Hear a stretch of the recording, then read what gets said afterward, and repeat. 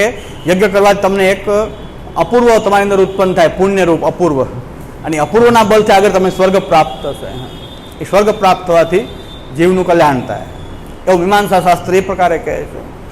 ન્યાયશાસ્ત્ર જે છે કે તત્વોનું જ્ઞાન થાય, 16 તત્વોનું જ્ઞાન થાય. એમાં આધુનિક નૈયાયિકો જે છે હવે 7 પદાર્થ માને છે, 16માંથી 7 કરી નાખ્યા. દ્રવ્ય ગુણ કર્મ સામાન્ય, દ્રવ્ય ગુણ કર્મ સામાન્ય વિશેષ સમવાય અભાવ, સપ્ત પદાર્થ. નવ્ય ન્યાયિકો 16માંથી 7 કરી નાખ્યા. નવ્ય ન્યાયિકો કહે ગંગેશથી નવ્ય ન્યાયની પરંપરા ચાલુ થઈ, તો નવ્ય ન્યાયમાં દ્રવ્ય ગુણ કર્મ સામાન્ય વિશેષ સમવાય અભાવ, આ 7 પદાર્થનું જ્ઞાન થવાથી એ દુઃખાભાવરૂપ મુક્તિ પ્રાપ્ત થાય. એ નવ્ય ન્યાય, નવી ન્યાયની પ્રણાલી, એક જૂનું પ્રાચીન ન્યાય અને નવ્ય ન્યાય. પેલા 16 કહેતા હતા પ્રમાણ પ્રમેય સંશય પ્રયોજનવાળા 16 તત્વો હતા. એ નવ્ય ન્યાયની અંદર એ દ્રવ્ય ગુણ કર્મ સામાન્ય વિશેષ સમવાય અભાવ, સપ્ત પદાર્થ એમ આવી. એટલે આ વાત થઈ. હવે આપણો જે વિષય છે આ વાત થઈ ગયું, સમજાઈ ગયું.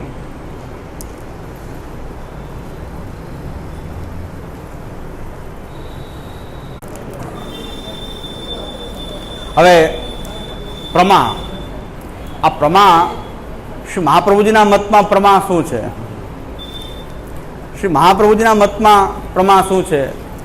તો શ્રી મહાપ્રભુજી શું આજ્ઞા કરે છે આના વિશે? તો કહે છે વેદાહ શ્રી કૃષ્ણ વાક્યાની વ્યાસસૂત્રાણી ચેવહિ સમાધિ ભાષા વ્યાસસ્ય પ્રમાણમ તત્ચતુષ્ટયમ. એતत् ચતુષ્ટયમ એક વાક્યતાપન્નમ પ્રમાજનકમ ઇતિ અર્થ. શાચાચરણ કહે છે એતत् ચતુષ્ટયમ એક વાક્યતાપન્નમ પ્રમાજનકમ ઇતિ અર્થ. એતत् ચતુષ્ટયમ એટલે કે વેદાહ શ્રી કૃષ્ણ વાક્યાની વ્યાસસૂત્રાણી ચેવહિ સમાધિ ભાષા વ્યાસસ્ય.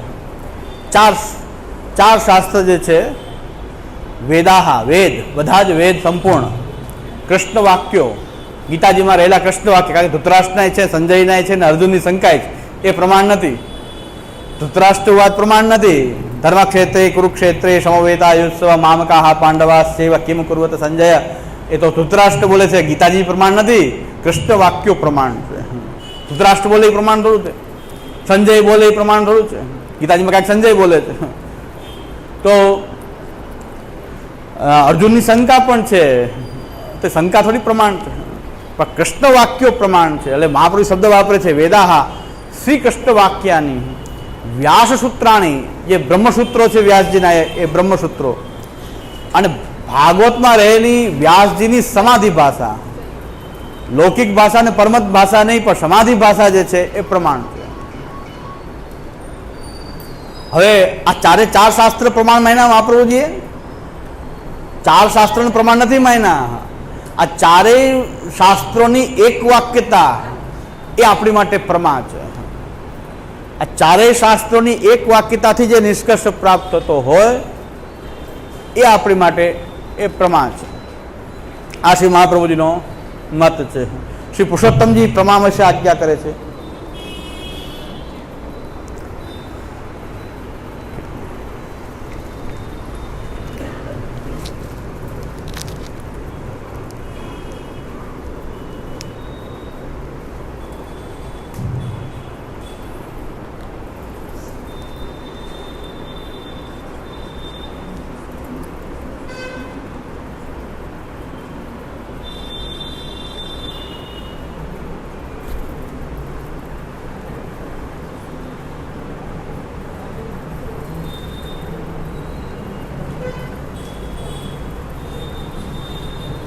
જ્ઞાન એ પ્રમા શ્રી પુરુષોત્તમજી પ્રસ્થાન રત્નાકરમાં આજ્ઞા કરે છે.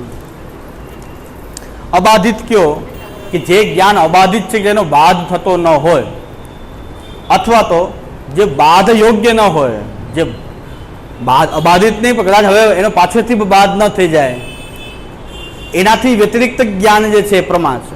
એટલે વાતો અનધિગત અબાધિતા વિષયકમ જ્ઞાનમ, એ જ વાત પુરુષોત્તમજી આ શબ્દમાં કહે છે. એટલે આપણે આપણી શબ્દની ખબર હોવી જોઈએ, એટલે હું લખું છું કે પુષ્ટિ માર્ગમાં પ્રમા વિશે મહાપ્રભુજી કે એતत् ચતુષ્ટયમ એક વાક્યતાપન્નમ પ્રમાજનકમ ઇતિ અર્થ. એટલે આપણા આચાર્યત્રનો શાસ્ત્ર આમ કે છે, ન્યાયશાસ્ત્રની ખબર હોય, મીમાંસાની ખબર હોય, પણ આપણા આચાર્યો શું આજ્ઞા કરી ખબર ન હોય તો એના કરતાં આપણા આચાર્યો કેવી રીતે આપે છે વ્યાખ્યા, એ આપણે જાણવી જોઈએ. અનધિગત અબાધિતાર વિષય જ્ઞાનમ જે છે એ જ પુરુષોત્તમજી પણ એ જ કહે છે, અબાધિત વા બાધ યોગ્ય વ્યતિરિક્ત જ્ઞાન.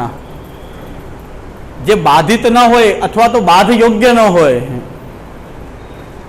એનાથી અતિરિક્ત બાધ યોગ્ય ન હોય, એનાથી વ્યતિરિક્ત જ્ઞાન છે એ પ્રમા છે. શ્રી પુરુષોત્તમજી એમાં આજ્ઞા કરે છે. પ્રમાજનકમ શ્રી મહાપ્રભુજી આજ્ઞા કરે છે કે આ વેદાહ શ્રી કૃષ્ણ વાક્યાની વ્યાસસૂત્રાણી ચે વહી સમાધિ ભાષા વ્યાસસ્ય પ્રમાણમ તત્વ એમ. એ શ્રી જે છે આ ચાર જે છે એની એકવાક્યતા કરો અને એકવાક્યતાથી જે નિષ્કર્ષ થતો હોય એ પ્રમા છે. એ આપણી પ્રમાણ ઉત્પન્ન કરે, એનાથી આપણી પ્રમા પ્રકટ થઈ રહી છે. તો પ્રમા માટે કે એક વાક્યતા પણ આપણે બહુ મહત્વનું આ છે કે આપણે ત્યાં પહેલેથી બધા શાસ્ત્રો જે છે પ્રમાણ છે એમ નહીં, પણ એમની એક વાક્યતા પ્રમાણ છે. શાસ્ત્રમાં પણ એની એક વાક્યતા એ પ્રમાણ છે. આવું શું કામ? આવું બધું કરવાનું કારણ શું છે? શાસ્ત્ર પ્રમાણ ડાયરેક્ટ માનવામાં શું વાંધો છે?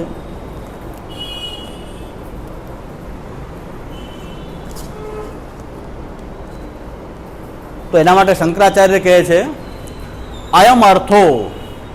શંકરાચાર્ય કહે છે અયમ અર્થો ન પ્રત્યક્ષસ્ય ગોચરા.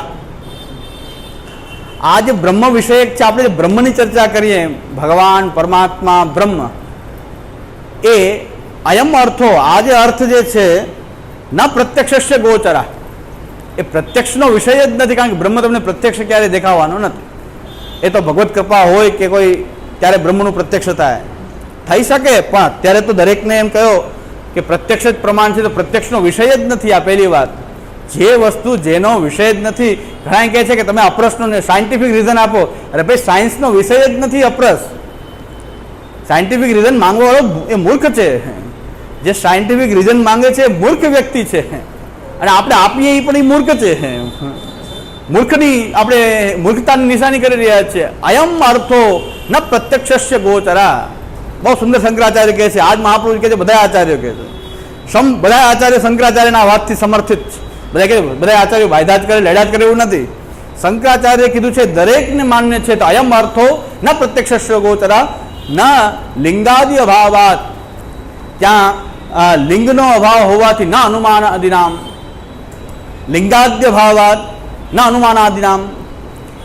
આજે બ્રહ્મનું લિંગ ક્યાંય પ્રકટ થતું, એટલે કે જેમ ધુમાડો દેખાય એટલે આપણે અનુમાન થઈ જાય, એમ બ્રહ્મનું કોઈ એવું ચિહ્ન કોઈ નથી કે જેનાથી બ્રહ્મનું અનુમાન થઈ જાય. તો કે છે લિંગાદ્ય ભાવાત ન અનુમાનાદિનામ. અનુમાન કે ઉપમાન આદિ કોઈ પ્રમાણનો વિષય બ્રહ્મ બનતો નથી. તો આગમ માત્ર સમધિગમ્ય એવ અયમ અર્થો ધર્માધિવત. આ શંકરાચાર્યનું વચન અત્યંત મહત્વનું વચન છે, જે બધાની જિજ્ઞાસા હતી ને કે આમ શું કામ, આમ શું કામ, શાસ્ત્ર આ બીજા પ્રમાણોની શું વ્યવસ્થા. શંકરાચાર્ય કહે છે અયમ અર્થો ન પ્રત્યક્ષસ્ય ગોચર લિંગાદ્ય અભાવાત ન અનુમાનાદિનામ આગમ માત્ર સમધિગમ્ય એવ અયમ અર્થો ધર્માધિવત. આ શંકરાચાર્ય ભાષ્યમાં કહે છે, શાંકર ભાષ્યમાં. તો શંકરાચાર્ય એમ કહે છે કે આ બ્રહ્મનો વિષય એવો છે કે જે પ્રત્યક્ષથી કંઈ ગોચર પદાર્થ છે જ નહીં. તો સાયન્સ તો પ્રત્યક્ષ બધું લઈને ઇન્વેસ્ટિગેશન કરે છે, તેનો અપ્રસ ક્યાંથી એમાં બતાવી શકાય? ખાસા છે કે દુર્ગલ અંશકી સકડી અને હા આપણો આશો જ નિર્ણય કે સૂતકમાં શું બ્લડ માપો બધા એના, કે સૂતકમાં શું ફેર પડી ગયો, બધા બ્લડ ટેસ્ટ કરાવો, સૂતક આવે તો કોરોના આવે, સૂતક થોડું આવે. સૂતકમાં કેમ અપવિત્ર થઈ ગયા? રજસ્વદામાં કેમ અપવિત્ર થાય? ભાઈ ન પ્રત્યક્ષસ્ય ગોચર. અયમ અર્થો ન પ્રત્યક્ષસ્ય ગોચરા. આ પ્રત્યક્ષનો વિષય છે જ નહીં. પહેલી વાત તો આ વિષય જ પ્રત્યક્ષનો નથી. તો મોડર્ન સાયન્સમાં પણ તમે કોઈને પૂછો કે કોરોના પ્રત્યક્ષનો વિષય છે, પ્રત્યક્ષ આંખથી દેખાય છે કોરોના? કોઈને ન દેખાય. એ તો ઇન્વેસ્ટિગેશન કરે, એના કોઈ ઉપકરણો હોય, એના દ્વારા ટેસ્ટ કરે, ઉપકરણમાં દેખાય, એનો કોઈ શાસ્ત્ર જ્ઞાતા હોય અને એને કહે છે કે આ વાયરસ કોરોના છે, ત્યારે નક્કી થાય. પ્રત્યક્ષથી કે તાવ શરદીમાં કોઈને કોરોના દેખાય નહીં, કોરોના દેખાય નહીં. તો અહીંયા તમે કેવી રીતે નક્કી કર્યું કે કોરોના છે? ઘણા મૂર્ખ લોકો એમ કહેતા કોરોના જેવું કાંઈ છે જ નહીં. અરે ભાઈ, આટલા માણસ મરી ગયા, કોરોના જેવું? હા, શું આ ખોટે ખોટી વાત કરો. કોરોના જેવું કાંઈ તો જેને કોઈ દાખલ થયા ખબર પડે કોરોના જેવું છે કે નહીં. અત્યાર સુધી કાંઈક નહોતું ને હવે કાંઈક છે તો કોરોના છે તો ખરું ને. એ તો બહુ ષડયંત્ર છે, બહુ મોટું ષડયંત્ર છે. કોરોના એક ષડયંત્ર છે. હવે ભાઈ વાતો છે, આ બધી નવી નવી ચાલેલી છે વાતો, એના કરતાં જે છે એ છે. એટલે હવે પ્રત્યક્ષનો વિષય તો છે નહીં, કેમ સાબિત કરવું કોરોના છે કે નહીં? એની માટે તો કંઈક એના શાસ્ત્ર મેડિકલ સાયન્સ પ્રમાણે એના ઉપકરણોથી જ જોઈ શકાય, ઉપકરણોથી જોઈ શકાશે ને.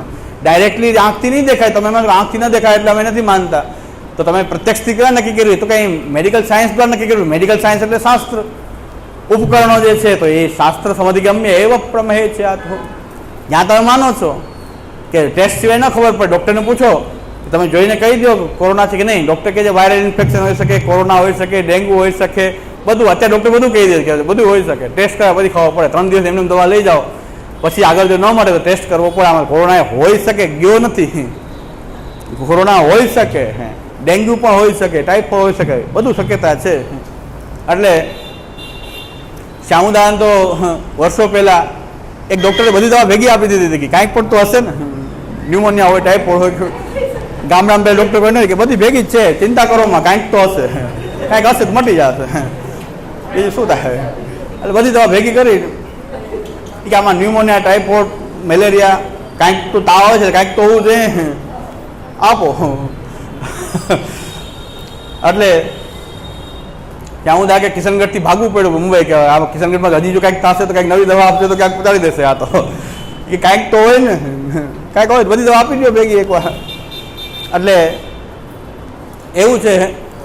એટલે આપણે સમજી લ્યો, બહુ સમજવાની વાત છે આપણે બધા માટે, કે પ્રત્યક્ષનો વિષય હોય ત્યાં પ્રત્યક્ષ પ્રમાણ ચાલે, પણ જે શાસ્ત્રનો વિષય હોય તો ત્યાં શાસ્ત્રથી જ વાત થઈ શકે. શાસ્ત્રમાં તમારો વિશ્વાસ હોય તો માનો, અન્યથા તમે ચર્ચા ન કરો.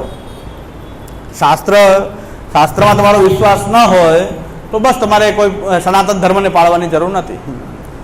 જો તમારો શાસ્ત્રમાં વિશ્વાસ હોય તો તમે આ સનાતન ધર્મ પાળો, વૈદિક સનાતન ધર્મ. આ હિન્દુ ફિન્દુ કંઈ છે નહીં, વૈદિક સનાતન ધર્મ જે છે આપણો, જે વૈષ્ણવ હોય, શાક્ત હોય, શૈવ હોય, જે પણ કોઈ હોય, પણ વેદને તો માનો છો તો વેદથી નક્કી થાય, વેદથી નક્કી થાય એ વસ્તુ ધર્મ છે. એટલે શાસ્ત્રમાં તમારો વિશ્વાસ હોય તો જ આ બધી વાત તમારી માટે છે ને. બાકી તમારી માટે લૌકિક જીવન, ખાઓ પીવો, મજા કરો. તમારે શું શાસ્ત્રની જરૂર છે? ખાવા પીવા, ધંધો કરવો, ખાવું પીવું, મજા કરવી, લૌકિક સુખ ભોગને ભોગવવું, એમાં કોઈ શાસ્ત્રની જરૂર નથી પડતી. શાસ્ત્ર વિના પણ થઈ શકે, પણ શાસ્ત્રમાં તમારો વિશ્વાસ હોય તો જ તમે સનાતન ધર્મને પાલન કરો. તો એટલે શંકરાચાર્ય કહે છે અયમ અર્થો ન પ્રત્યક્ષ ગોચર લિંગાદ્ય અભાવાદ ન અનુમાનાદિ નામ આગમ માત્ર સમધિગમ્ય એવ પ્રમેય અયમ અર્થો ધર્માદિવત. જેમ ધર્મ પણ એ શાસ્ત્રનો જ વિષય છે, આગમ માત્ર સમધિગમ્ય એવ અયમ અર્થો. એટલે આગમ માત્ર ખાલી શાસ્ત્રથી જ સમજાય એવો આ વિષય છે. એટલે ત્યાં શાસ્ત્ર જ પ્રમાણ છે. તસ્માત શાસ્ત્રમ પ્રમાણંતે કાર્યાકાર્ય વ્યવસ્થિતો. ગીતાજીમાં કહે ભગવાન કે શાસ્ત્ર જ પ્રમાણ છે, શાસ્ત્ર સિવાય અહીં બીજું કોઈ પ્રમાણ નથી. એટલે આ શાસ્ત્ર પ્રમાણ શું કામ? કે ભાઈ શાસ્ત્ર પ્રમાણ એટલા માટે છે કે આ શાસ્ત્રનો જ વિષય છે, બીજા કોઈનો વિષય. આગમ માત્ર સમધિગમ્ય એવ અયમ અર્થો ધર્માદિવત. શંકરાચાર્ય એમ કહે છે. એ શ્રી વલ્લભાચાર્યનો મત છે, એ ઉદાચાર્યનો મત છે, રામાનંદ માધવ આદિ બધા. એ શાસ્ત્ર દ્વારા સમજાયેલો વિષય છે, એટલે મેં શાસ્ત્રને પહેલાં સમજો. હવે આપણે કહીએ છીએ કે વેદાહ શ્રી કૃષ્ણ વાક્યાની વ્યાસસૂત્રાણી કે વહી સમાધિ ભાષા વ્યાસસ્ય પ્રમાણતા ચતુષ્ટયમ ઉત્તરમ પૂર્વ સંદેહ વારકમ પરિકીર્તમ અવિરુદ્ધમ યત્તુષ્ય પ્રમાણત નાન્યતા એતદ વિરુદ્ધમ સર્વમ ન તન્માનમ કથંચન.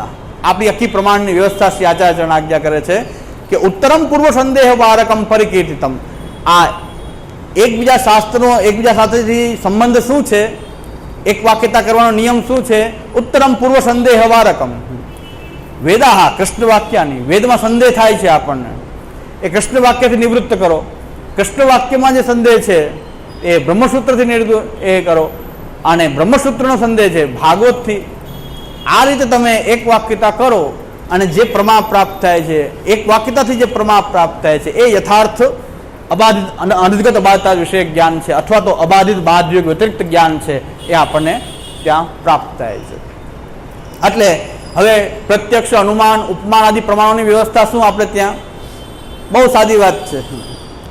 અવિરુદ્ધંતુ યત્વસ્ય પ્રમાણમ તત્નાન્યતા એત વિરુદ્ધમ તત્સર્વમ ન તન્માનમ કથંચન. આ આપણી વ્યવસ્થા છે, બહુ સ્પષ્ટ વ્યવસ્થા છે કે ભાઈ શાસ્ત્ર, વેદાદી જે શાસ્ત્ર જે છે એ શાસ્ત્રથી અવિરુદ્ધ જે કાંઈ હોય, અવિરુદ્ધ પ્રકારથી કહેવાયેલું હોય તો પ્રમાણ. વિરુદ્ધ બધું હોય જેટલું પણ હોય, પછી ઉપમાનથી, અનુમાનથી, અર્થાપત્તિ, અનુપલબ્ધિ, એતીય પણ જો શબ્દથી વિરુદ્ધ જતું હોય, શાસ્ત્રથી વિરુદ્ધ જતું હોય તો કંઈ પ્રમાણ નથી. અવિરુદ્ધ હોય તો પ્રમાણ છે. બીજું, અનુવાદ છે એ પાછું પ્રમાણ નથી. અનુવાદ એટલે જે શાસ્ત્રમાં કહ્યું હોય એ જ પાછું રજૂ કરવામાં આવે ત્યારે એ અનુવાદ પ્રમાણ નથી, મૂળ શાસ્ત્ર પ્રમાણ છે. જેમ કે હું ષોડશ ગ્રંથની વાત કરું તો મારું પ્રવચન પ્રમાણ નથી, ષોડશ ગ્રંથ પ્રમાણ છે. કારણ કે હું તો ષોડશ ગ્રંથનો અનુવાદ કરી રહ્યો છું. અનુવાદ એટલે જે ષોડશ ગ્રંથમાં કહેવાયેલું છે એ આપણે કહી રહ્યા છીએ. તો ત્યાં પ્રમાણ શું ગણવું જોઈએ? ષોડશ ગ્રંથ ગણવું જોઈએ, નહીં કે મારું પ્રવચન. ઘણા આ મુદ્દો લઈને બેઠા, પ્રવચનમાં આમ કે છે ને પ્રવચન માંગે. ભાઈ પ્રવચન પ્રમાણ નથી, પ્રમાણ તો ષોડશ ગ્રંથ પ્રમાણ છે. હવે કદાચ મારી ભૂલ હતી, મારી ભૂલ છે, મારી વેલ્યુ શું સંપ્રદાયમાં, તો મારી વાત લઈને શું કામ બેસો છો? પણ ષોડશ ગ્રંથ આમ કે તમે જવા જ દો. મારી વાત આટલા મોટા સમુદ્રમાં મારી એક બિંદુ જેટલી વેલ્યુ છે ને તમે મારી એટલી ઉપાડો લ્યો છો કે આ પ્રવચનમાં આમ બોલ્યા. પણ પ્રવચન મૂકો એક બાજુ. ષોડશ ગ્રંથમાં કહેલી વાત તો એમાં આવેલી છે, એ તો પ્રમાણ છે જ ને. મારી વચન પ્રમાણ નથી, હું તો સ્વીકારી જ લઉં છું, અમારું પ્રમાણ છે જ નહીં. અરે શાસ્ત્ર સમજાવો તો ખબર પડે કે પ્રમાણ હોતું નથી, કે જે મૂળ વચન હોય જ પ્રમાણ હોય છે. કારણ કે તમે તો એની તમે રજૂઆત કરી રહ્યા છો તો એ પ્રમાણ થોડી થઈ જશે. અમે શ્યામ મનોહરજીની વાત માનતા, શ્યામ મનોહરજીની વાત માનવાની જ નથી. પહેલી વાત ભાઈ તો મહાપ્રભુજીના વચન કહી રહ્યા છે તો મહાપ્રભુજીની વાત માનવાની, શ્યામ મનોહરજીની વાત માનવાની જ નથી. સાચી વાત છે, એની વાત થોડી માનવાની હોય. પણ શ્યામ મનોહરજી તો જે કહે છે કે ઘરનું થોડું કહે છે એ તો બતાવો. સિદ્ધાંત વચનાવલી બહાર પાડી, વિશોધનિકા બહાર પડી, એમાં ક્યાં શ્યામ મનોહરજીનું વચન છે? એ તો આ સાચી વાત, મૂર્ખાઈ જેવી વાતો છે. કારણ કે આપણે વાત એ જ છે કે શિષ્ય અને ગુરુ બે એવા, ઉભાવ આપી અશુદ્ધ ગ્રંથો, ઉભાવ જળાત્મકો, બે અશુદ્ધ ગ્રંથ, બે ગ્રંથ વાંચ્યા નથી. ના ગુરુ ગ્રંથ વાંચે ને શિષ્ય વાંચે. ગુરુ નો વાંચે, શિષ્ય ક્યાંથી વાંચે? અને બેની બુદ્ધિ જળ પાછી, બેની જળ બુદ્ધિ. જળ બુદ્ધિ હોવાને કારણે એકને એવું એમ થઈ જાય કે આ મારો ગુરુ ને આ મારો શિષ્ય, બધાનું ચાલે. અત્યારે બધાનું ચાલે છે ને એનું કારણ એ છે બધા ગુરુનો બધાનો ધંધો ચાલે.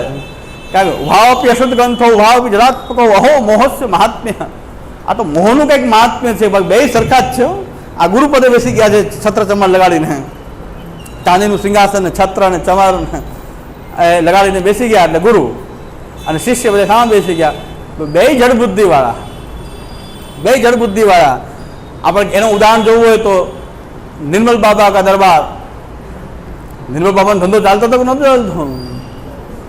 पानीपुरी खाई थी, हाँ पानीपुरी नहीं, कब खाई थी? यूँ खाई थी, दूसरे को खिलाया था, मोटा भाई कोई खोड़ा खाए नहीं. बस कृपा रुक गई है. पुष्टि मार्ग ना बोध करता है निर्मल बाबा. हाँ तुम्हारी कृपा क्या रोकाई गई है, भगवान की कृपा. अगले रविवार को पानीपुरी दूसरे खवा के फिर खाना, कृपा हो जाएगी, जाओ. उभाव पेशुद्ध ग्रंथो, उभाव जड़ात्मको, हो मोहस्य महात्म्य. तो हाँ गुरु गुरु થઈ ગયા, ચેલા ચેલા થઈ ગયા. ક્યાંથી આ ચેલા ગુરુ ચાલે? એ વાત બાગેશ્વર ધામ સરકાર ચાલે છે, બાગેશ્વર ધામ સરકાર. તો આવું ચાલ્યા કરે. કારણ કે ઉભાવ અશુદ્ધ ગ્રંથો, ઉભાવ જળાત્મકો, અહો મોહસ્ય મહાત્મ્ય. એક શિષ્યતામ ગતઃ. એક શિષ્ય થઈ જાય, ગુરુ થઈ જાય કે મોહનું આવું મહાત્મ્ય જાગી ગયું છે બધાને. પુષ્ટિ માર્ગમાં એવું મહાન જાગી ગયું છે. ભાઈ આમ ગર્વથી કહેતા હોય કે અમને આ પ્રવચન પ્રમાણ નથી. મેં કીધું હોય જ નહીં. પ્રમાણની વ્યવસ્થા જેમ કહે છે કે આ પ્રમાણ નથી હોતું, મૂળ વચન પ્રમાણ હોય છે. જેમ કે શ્રુતિની વાત જો સ્મૃતિ કરતું હોય તો સ્મૃતિ પ્રમાણ નથી, ત્યાં શ્રુતિ પ્રમાણ છે. પણ સ્મૃતિ એવી વાત કરે કે જે વેદમાં ન હોય અને વેદથી વિરુદ્ધ ન હોય ત્યારે સ્મૃતિ પ્રમાણ થાય. અવિરુદ્ધંતુ યત્વસ્ય પ્રમાણં તત્નાન્યથા. જે વેદ કહે છે એને વાત કહો તો વેદ જ પ્રમાણ છે. જે વેદમાં કહેલું છે એ તમે કહો છો તો વેદ પ્રમાણ છે. પણ વેદમાં ન હોય એવી વાત સ્મૃતિમાં આપેલી હોય, જે વેદમાં ડાયરેક્ટલી દેખાતી ન હોય, સ્મૃતિમાં આવે, પાછી વેદથી વિરુદ્ધ ન હોય. પુષ્ટિ માર્ગની આ સેવાનું વર્ણન કે વેદમાં ક્યાં છે બતાવો? વેદમાં નથી. પુષ્ટિ માર્ગી સેવા વેદમાં નથી. એમાં આચાર્યચરણ પ્રમાણ છે, પણ અવિરુદ્ધંતુ યત્વસ્ય, વેદથી વિરુદ્ધ નથી. વેદથી અવિહિત હોવા છતાં પણ વેદ વિરુદ્ધ નથી, અવિહિત છે પણ વેદ વિરુદ્ધ નથી.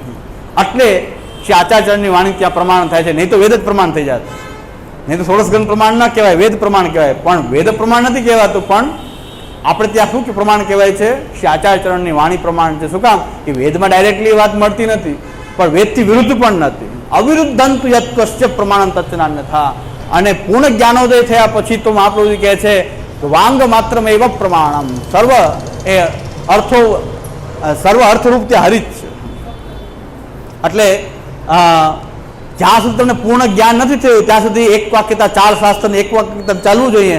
પૂર્ણ જ્ઞાન થઈ જાય પછી તો વાંગ માત્રમેવ પ્રમાણ, ગાળ દે તો એ પ્રમાણ છે. પૂર્ણ જ્ઞાન થઈ ગયું, બધે હરિત દેખાતો હોય ત્યાં તો ગાળનો અર્થ પણ હરિ, કોઈ ગાળ દે તો હરિ, એનો અર્થ હરિત થશે, કારણ કે વાંગ માત્ર અર્થરૂપ તો હરિત છે બધા એનું.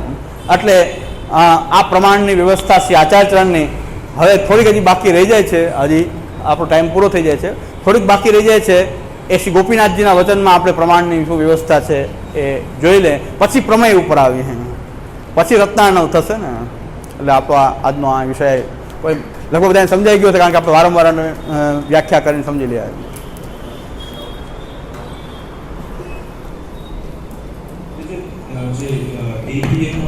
આપે કીધું કે એનું પ્રમાણ જે શાસ્ત્ર સંમત હોય તો એ બરાબર છે, પણ એથી જે પોતે જે છે પરંપરા છે પોતે છે, તો એ કોઈ અંશે તો આ જે આપણા પ્રત્યક્ષ અનુમાનને શબ્દમાં નહીં આવી જતું હોય. આ વિષય પણ બરાબર છે કે જ્યારે આ એતીયમાં જે છે એ કર્તાનો નિર્ણય જો પાકો હોય ત્યારે એતીય પ્રમાણ જે છે અલગ પ્રમાણ છે. જ્યારે કર્તાનો નિર્ણય નથી ત્યારે શબ્દ અંતર્ગત માનવામાં આવ્યું છે. આ પરંપરા કોણે પાડી, ચાલો એમ પરંપરા અર્થમાં જોઈએ તો પરંપરા કોના દ્વારા પડી છે એ નિશ્ચય છે, અને શબ્દમાં એનું વર્ણન નથી. અલગ પારંપરિક એક પ્રકાર છે, તો ત્યાં શબ્દ પ્રમાણ નથી, કારણ કે શબ્દમાં એ ડાયરેક્ટલી અનધિગત અબાધિતાર્થ વિષયકમ જ્ઞાનમ, જે શબ્દમાં નથી આવ્યું એ એતીયથી જ માલુમ પડે છે તમને, તો એ શબ્દનો અંતર્ભાવ, શબ્દમાં એનો અંતર્ભાવ નથી.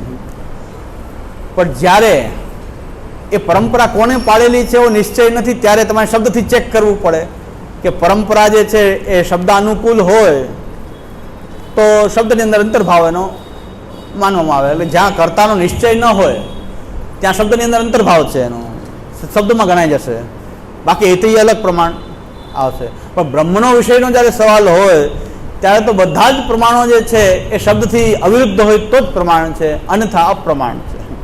વિરુદ્ધ હોય તો અપ્રમાણ છે, અવિરુદ્ધ અંશમાં જ પ્રમાણ છે.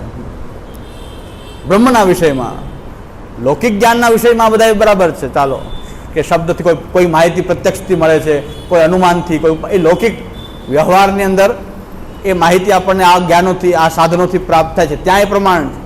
બ્રહ્મના વિષયમાં તો શંકરાચાર્ય કે અયમ અર્થો ન પ્રત્યક્ષસ્ય ગોચર લિંગાદિ ભાવાદ ન અનુમાનાદિનામ આગમ માત્ર સમધિગમ્ય એવ અયમ અર્થો ધર્માદિવત.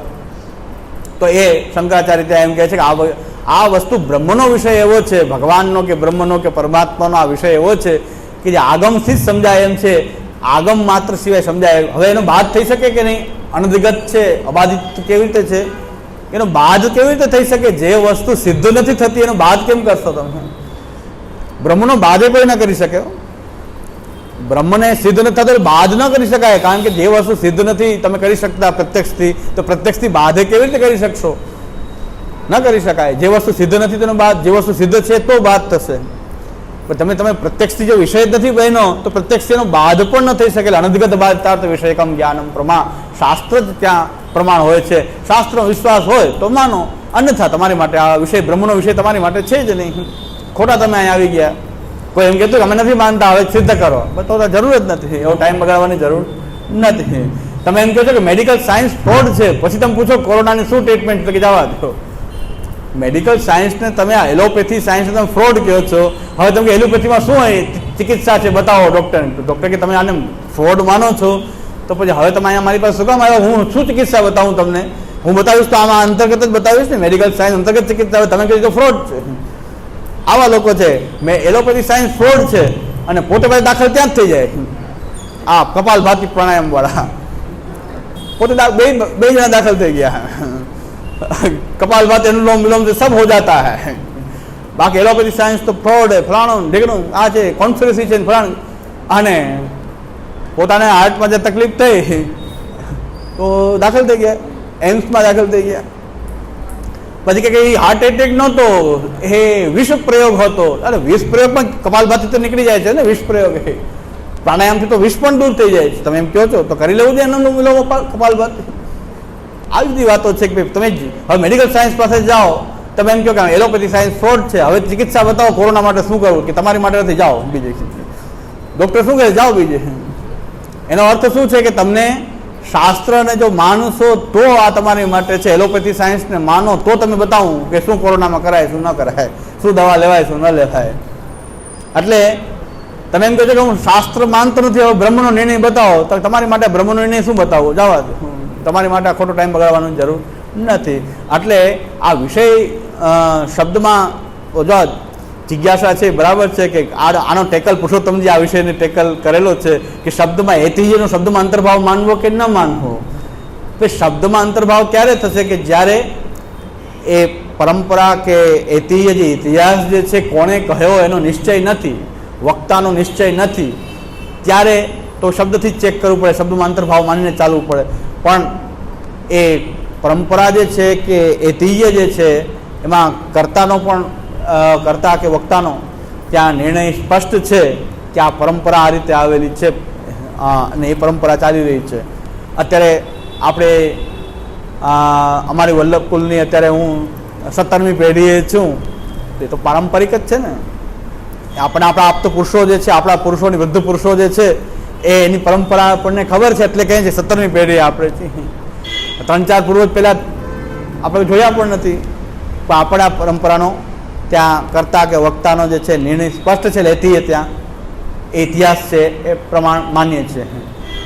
આ હોય પણ બ્રહ્મના વિષયમાં તો કોઈ પ્રમાણ નથી. આગમ માત્ર સમધિગમ્ય એવા અયમ અર્થો હોય. બ્રહ્મના વિષયમાં તો એતિય હોય કે અનુમાન હોય કે પ્રત્યક્ષ હોય કે ઉપમાન હોય, બધું શબ્દથી જ ચેક કરવું પડે, શાસ્ત્રોથી જ ચેક કરવું પડે. અવિરુદ્ધમ યત્વસ્ય પ્રમાણમ તત્નાન્યતા એતદ વિરુદ્ધમ તન્માનમ એતદ વિરુદ્ધ યસ્સર્વમ ન તન્માનમ કથન. આનાથી વિરુદ્ધ જે કાંઈ પણ હોય એ બધું અપ્રમાણ છે. અવિરુદ્ધ પ્રમાણ, અવિરુદ્ધ અંશમાં વધુ પ્રમાણ અને વિરુદ્ધ અંશમાં વધુ અપ્રમાણ. પછી ન્યાયશાસ્ત્રની વાત પણ જો અવિરુદ્ધ હોય આપણા શાસ્ત્રોથી, તો ન્યાયશાસ્ત્રની વાત પણ અવિરુદ્ધ અંશમાં પ્રમાણ છે. જે શાસ્ત્રમાં કહેલી નથી, અવિરુદ્ધનો અર્થ શું, કહેલી નથી અને વિરુદ્ધ પણ નથી, કોન્ટ્રાડિક્ટરી નથી, એ વસ્તુ પ્રમાણ છે. એમ આ રીતે બધી જગ્યાએ નિર્ણય આ રીતે જ કરવો પડશે. એટલે પ્રમાણનો સંપૂર્ણ આપણે વિસ્તારપૂર્વક પ્રમાણને સમજ્યા કે ભાઈ પ્રમાણને છે કે ભાઈ જે વસ્તુ જ્યાં વેદમાં કહેવાય ગઈ તો વેદ પ્રમાણ થઈ ગયું, પછી અલગ પ્રમાણ નથી. પણ વેદમાં કહેલી વાતથી, શાસ્ત્રોથી કહેલી વાતથી જો પ્રત્યક્ષ પણ વિરુદ્ધિ ન હોય અને નવી કંઈક વાત કહેતું હોય તો અવિરુદ્ધ અંશમાં પ્રમાણ.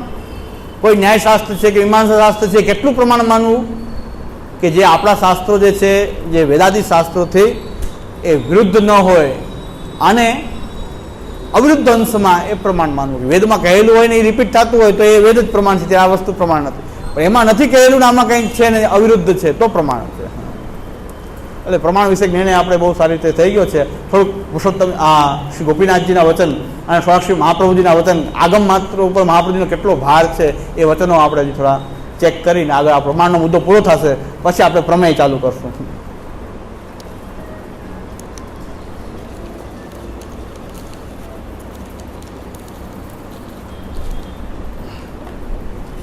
મને એમ કે આ હેડિંગ કદાચ થઈ જશે.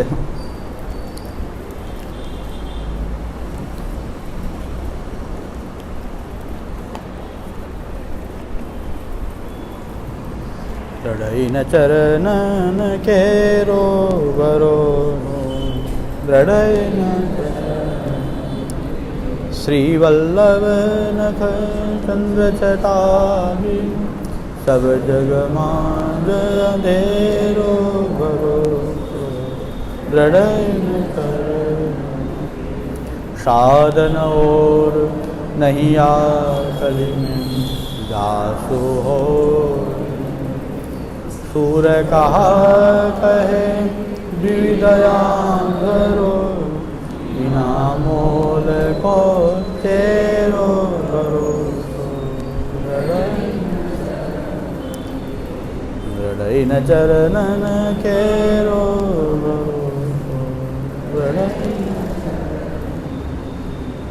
શ્રી વલ્લભા, શ્રી ગોપીનાથજી, શ્રી ગુસાઈજી,